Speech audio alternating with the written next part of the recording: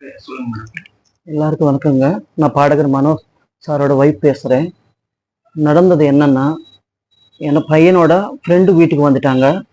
அவங்களுக்கு சாப்பாடு கொடுத்துட்டோம். அவங்க ஃப்ரெண்டு போகிறாங்கன்னு சொல்லிட்டு அவங்க பின்னாடி என் பையன் போயிட்டாங்க. பையன் வெளியே போயிட்டாங்கன்னு சொல்லிட்டு நாங்கள் நிற்கிறோம் வெளியே. இதுக்குள்ள யாரோ பசங்க வந்து வீட்டு சைடே பார்த்துட்டு இருக்காங்க. பார்த்துட்டு இருக்கும்போது பையன் கேட்டாங்க, எதுக்கு இப்படி பார்க்குறீங்க அப்படி இப்படி கேட்ட உடனே கெட்ட வார்த்தை பேசிட்டான் அந்த பையன்.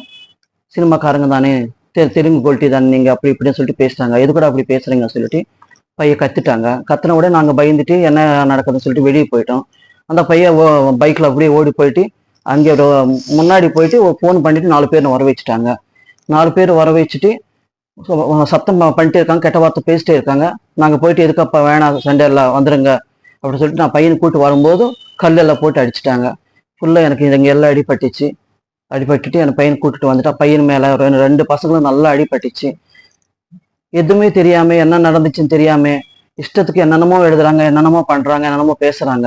ஆனா நாங்க அந்த மாதிரி ஆளுங்க இல்லை. தெரியும், என் வீட்டுக்காரர் வந்து 40 வருஷம் இந்த இண்டஸ்ட்ரியில எப்படி இருந்தாங்கன்னு தெரியும். 39 வருஷமா இந்த சென்னையில நான் எப்படி இருக்கேன்னு தெரியும் எல்லாருக்கும்.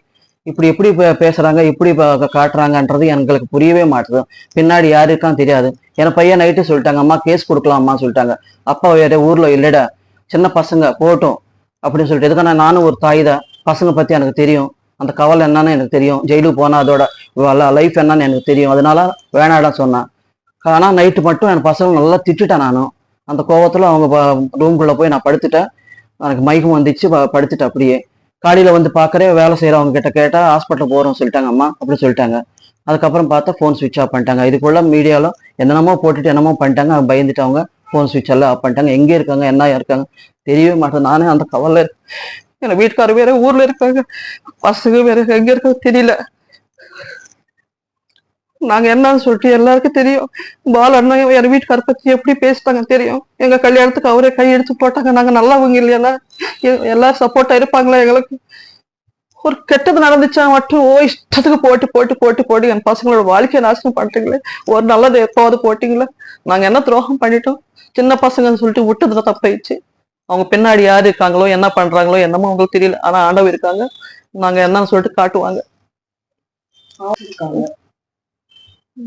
இல்ல மேடம், தலைமறைவா இருக்காங்கன்னு சொல்றாங்களே, அடி வாங்கிட்டு ஏன் தலைமறைவா இருக்கிறதா இப்ப சொல்றாங்க? இல்லைங்க, இஷ்டத்துக்கு டிவில இந்த மாதிரி காட்டு இருந்தா அவங்களுக்கு எவ்வளவு பயமா இருக்கு, அவ்வளவு அசையம் இருக்குங்க. வீடியோல பாக்கும்போது கட்டையெல்லாம் வச்சிருக்காங்களே, அது அவங்க தானா?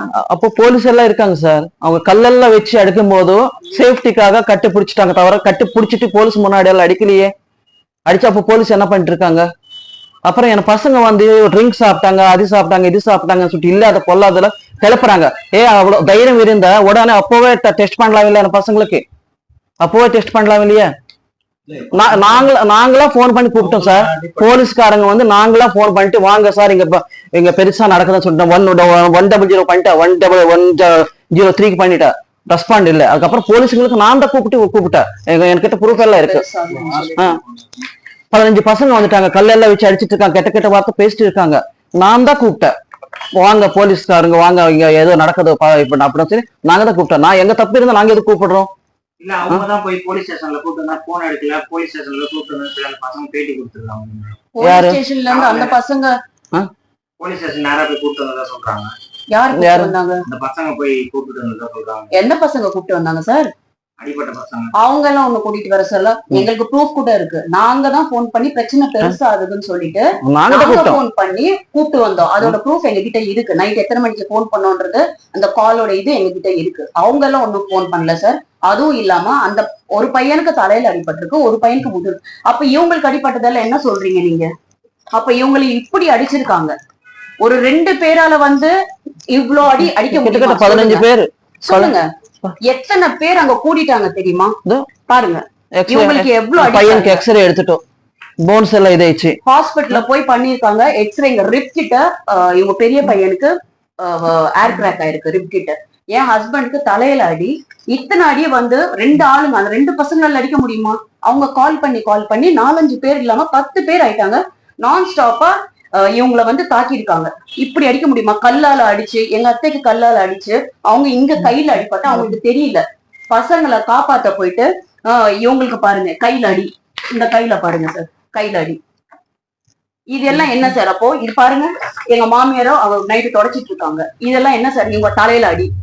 இதெல்லாம் வந்து நாங்க சரி சின்ன பசங்கடா வேண்டாம்டா, நம்ம காலையில பேசிக்கலாம், அவங்கள வந்து ஸ்டேஷன் கூப்பிட்டு வச்சு பேசிக்கலாம், வேண்டாம் இதை நம்ம பெருசு பண்ண வேண்டாம்ப்பா அப்படின்னு ஒரு தாயா அவங்களும் பசங்கடா வேண்டாம்டா அப்படின்னு இவங்க சொல்லியிருக்காங்க சார்.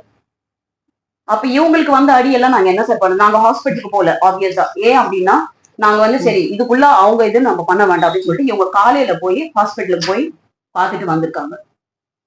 அப்ப இதெல்லாம் என்ன சார் சொல்றது? பேர் இல்லாதவங்கன்னா அது வேற விஷயமா? இதுக்கு என் ஹஸ்பண்டுக்கு ஒரு பேர் இருக்கு, அதனால நாங்க பயந்து பயந்து தான் வாழ்றோம். நானாகட்டும் என் பசங்களாகட்டும் என் ஹஸ்பண்ட் மேல அவ்வளவு மரியாதை இருக்கு எங்களுக்கு தெரியும்.